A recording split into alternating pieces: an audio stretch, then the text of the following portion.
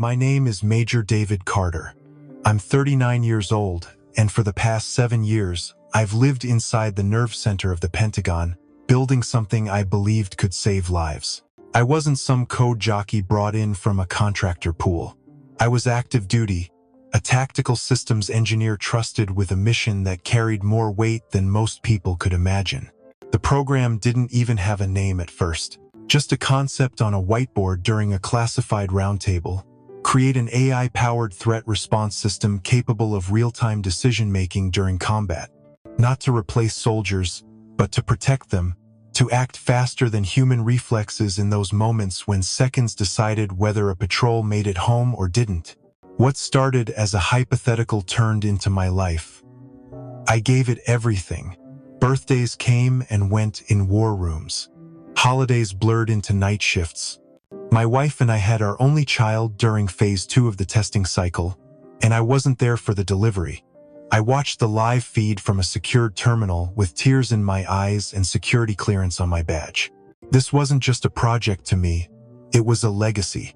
Every line of code, every contingency pathway, every decision matrix, those were hours of my life I could never get back. But I didn't want them back. Because the truth is, there's no higher calling for someone like me than building something that keeps our men and women from being turned into folded flags. The system was designed to learn. It ran millions of battle simulations. It adapted to terrain, to squad formations, to shifting rules of engagement. But most importantly, it listened. It didn't override human orders. It enhanced them, extended their reach. That balance was everything, and keeping it right was what kept me up at night. It wasn't glamorous work. No one in uniform walked past and patted me on the back. I wasn't the guy holding the rifle, but I built the shield. And if I did my job right, those on the front lines would never know how close they'd come to disaster. They'd just make it home. That was the point. I can still remember the first time the system passed a live stress test. A hostile drone swarm was simulated against a convoy in Afghanistan, and my platform rerouted signals, jammed targeting, and activated countermeasures faster than a human could blink. The lead colonel on site didn't know why the attack failed. He just called it divine intervention. That was the day I knew we were onto something. But here's the thing they don't tell you about working inside the Pentagon. Success paints a target on your back. The higher the stakes, the more politics gets in the way. And what began as a mission to save lives started to shift into something else. Something slicker, more marketable. Something that made me uncomfortable. Still, I held the line. Even when budgets tightened, even when younger officers with shinier degrees tried to tinker with protocols they didn't understand. I stayed. I refined. I secured every piece of it with redundancies and locks known only to me and the 2 other original architects. Because in a place like that, you learn quick. Control is the only insurance policy that matters. I had no ambition for rank beyond what was needed to stay on the project. I didn't want to command battalions or sit on advisory panels. All I wanted was to finish what I started, to deliver something that worked, something that mattered. I believed in it more than I'd believed in anything in my career. And maybe that was my mistake. Maybe I cared too much, gave too much. Because the moment the project hit national interest, and some senator's son with a cyber MBA started sniffing around, I knew it was only a matter of time. I'd built a fortress, but I'd forgotten to guard the gate. They said it was a leadership restructure. That was the official line when Andrew Mercer showed up in a tailored uniform he hadn't earned, shaking hands like he belonged there.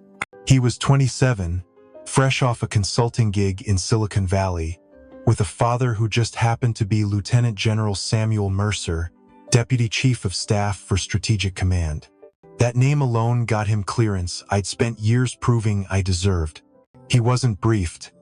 He didn't ask questions. He just walked into our secured lab like it was a tech startup boardroom and announced himself as the new project commander.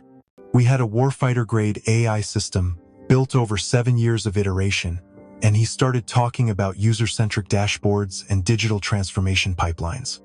I remember sitting there, stunned.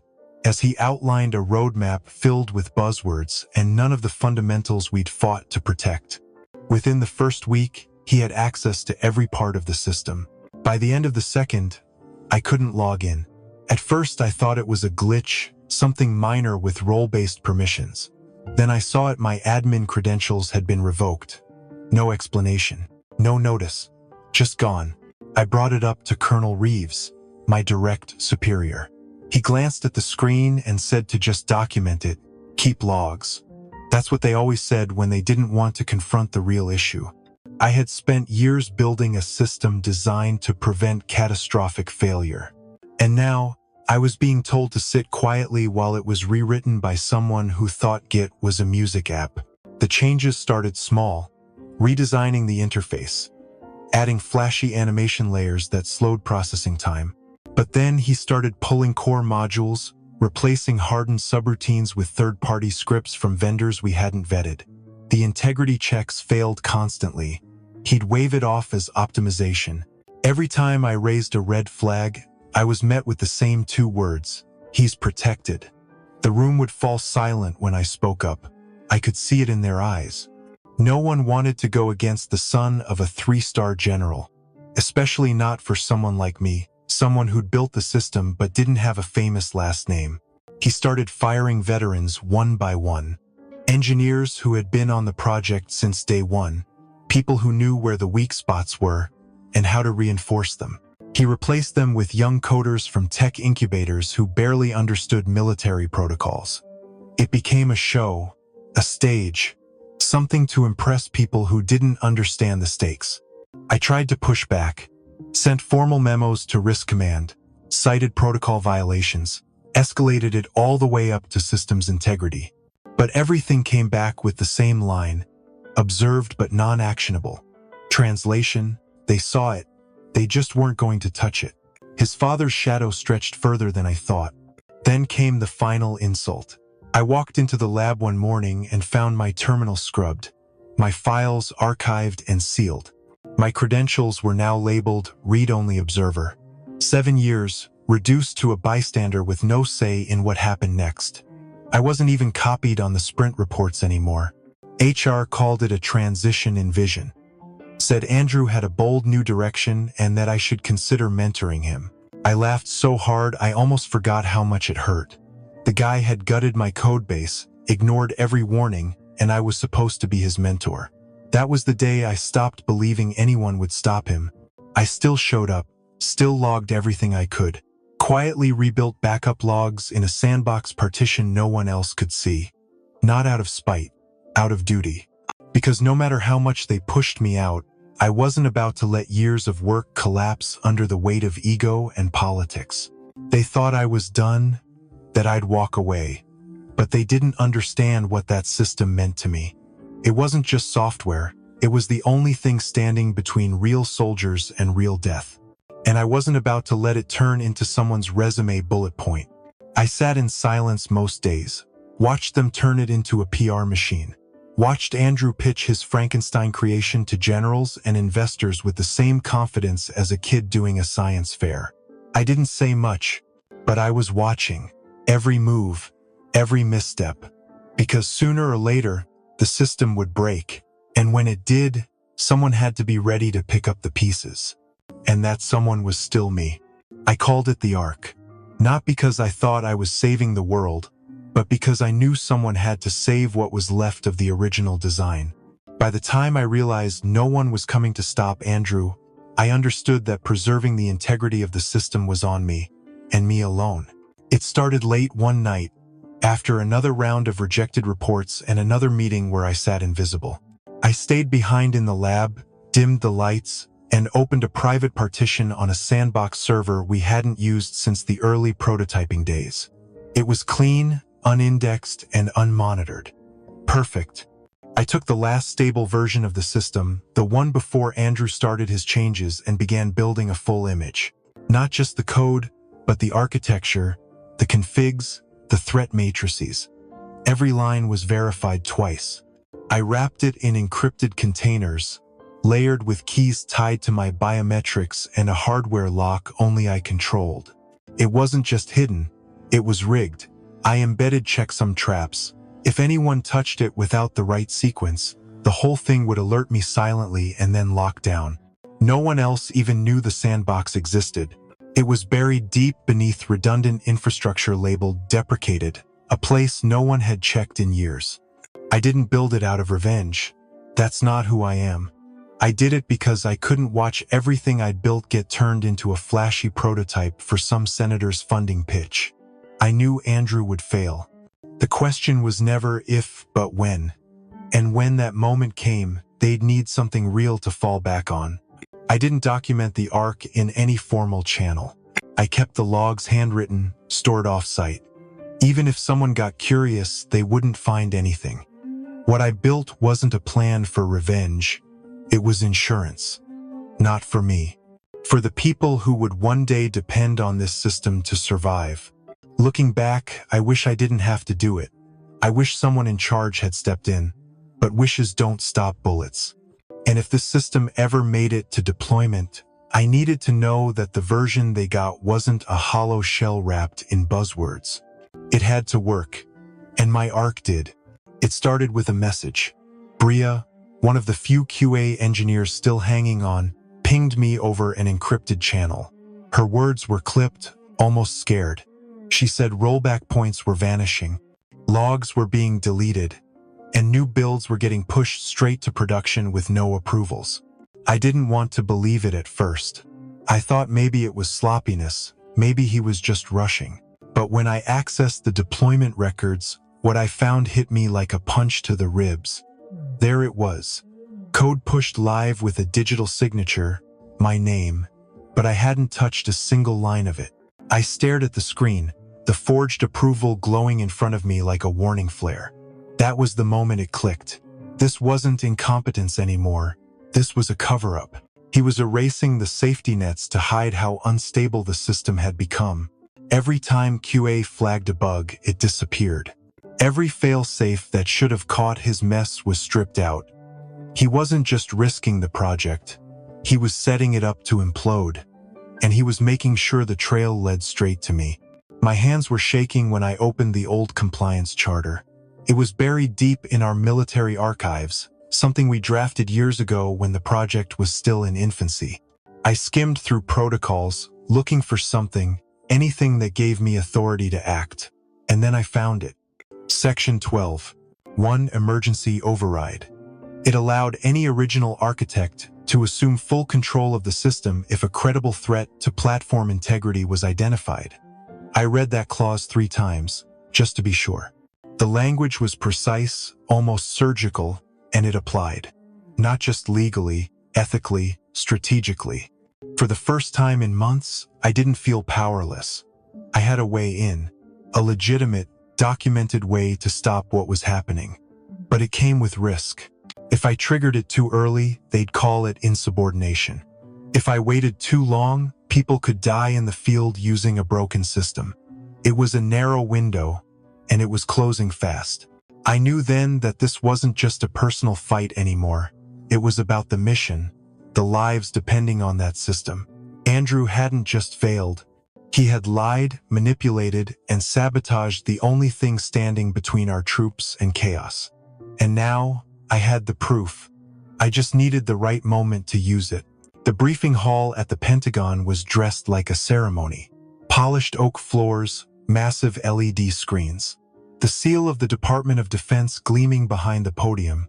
Every seat was filled. Generals in full dress, defense contractors in tailored suits, analysts from Cyber Command taking quiet notes.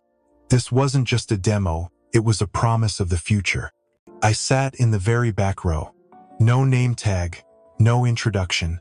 Just a man in uniform with no title left. The space around me buzzed with anticipation. People murmured about next-gen tactical intelligence, about how this platform would redefine real-time battlefield decisions. They didn't know the thing was a ticking bomb. Andrew strutted on stage like he owned the war, his hair perfect, his smile wide. He launched into the presentation with words that filled the room but said nothing. Synergy, adaptive threat modulation, smart conflict logic. He threw the terms around like confetti, commanding the slides with flair like some Silicon Valley showman. I watched his hands move with a false confidence. He had no idea what lived under that surface. None of them did. The build looked clean on the outside. Animations, mock data. Even the loading sequences were pre-staged to avoid suspicion. But underneath, the code was a minefield, and the countdown had already started. Then came the moment. Andrew stepped forward, pressed the glowing red button labeled Live Deploy. He called it a symbolic reset, a new beginning. The screens blinked, then everything went black. At first, there was silence, just the soft hum of cooling fans. Then the errors started, one by one, rolling down the screen like rain. Critical fault, rollback failure, data validation zeroed. The system wasn't failing, it was collapsing. I didn't move. I didn't need to. Around me, whispers turned into panic. People stood. Some tried to ask questions. Andrew stood frozen, his smile cracked for the first time, his eyes wide like a boy who touched something he didn't understand. Behind him, the display stuttered, then flatlined. Someone from defense procurement whispered into a phone. A general stood, his jaw locked tight. Andrew stammered something about testing mode, about a delay in environment sync. Nobody was buying it. They were watching the myth disintegrate in real time. From the corner of the room, I saw the legal advisor rise. The quiet ones always moved first. She already knew this wasn't just a glitch. This was a failure of command, of trust, of judgment. I sat with my hands clasped, still, calm, waiting, watching, not out of spite, out of duty. Because this was the moment I had seen coming. The moment they would finally understand what they had chosen to ignore. A man from military cybersecurity walked up with a quiet authority. He didn't shout. He just asked me one question. Did you authorize this deployment? I didn't answer right away. I reached down, opened my laptop, and pulled up a folder I'd named Exodus. Inside were the originals, the untouched deployment logs, the missing rollback markers, time-stamped deletions, and the forged approvals using my credentials. I handed him the screen. His eyes narrowed as he scrolled. One of the generals leaned in to see. The legal advisor took a photo. No one said a word. Then I spoke. I referenced the override clause, pointed to section 12.1, drafted under Joint Systems Charter. It gave full control back to the founding architect if platform integrity was compromised. I keyed in the sequence, opened the secure channel, and launched the ARC. It loaded silently, screen by screen, in front of everyone. Stable, verified. Every system passed integrity checks in under 90 seconds. The difference was undeniable, clean, fast, real. No tricks, no pre-rendered simulations. It was the version I had built, the one they tried to erase. Andrew stepped back like he had seen a ghost. His mouth opened, closed, no words. Just the sound of a collapsing ego. Then I spoke again, calm, controlled. I said the ARC was operational. I would license it under support terms. Monthly fees, full ownership remained with me, and I set one condition. Term 1, I never see him again. You could hear the room exhale. The silence carried more weight than any applause. They all knew it. He was done. I didn't have to scream. I didn't have to gloat. I just had to show them what I'd always known. That when everything else fell apart, I was still standing, and the system was still mine. When I stepped out of the Pentagon that evening, the sky had already turned a shade darker. The kind of dusk that feels like the world's exhale. I didn't look back. By the next morning, the contract was signed. The Department of Defense would lease my system under my terms. Monthly support, no discounts, no transfer of ownership. Andrew was reassigned to logistics somewhere in Nevada, away from any live system, where he couldn't break anything else. His father, General Mercer, submitted his resignation quietly. There was no press release, just a sealed envelope and a shift in the chain of command. I got 3 calls that week, all from private contractors.